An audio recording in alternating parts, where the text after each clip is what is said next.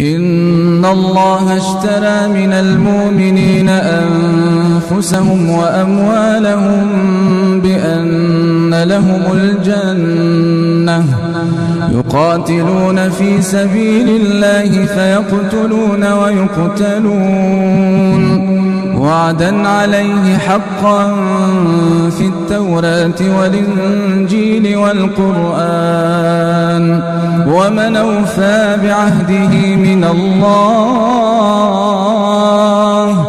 فاستبشروا ببيعكم الذي بايعتم به وذلك هو الفوز العظيم. التائبون العابدون الحامدون السائحون الراكعون الساجدون الآمرون بالمعروف والناهون عن المنكر والحافظون لحدود الله وبشر المؤمنين.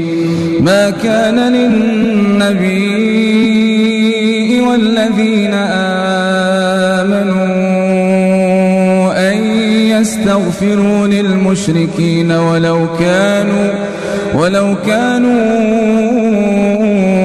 أولي قربى من بعد ما تبين لهم أنهم أصحاب الجحيم.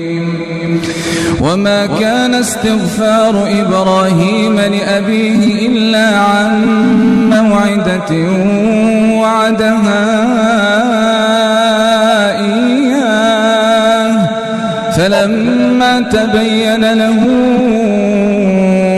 أنه عدو لله تبرأ منه إن إبراهيم لأواه حليم.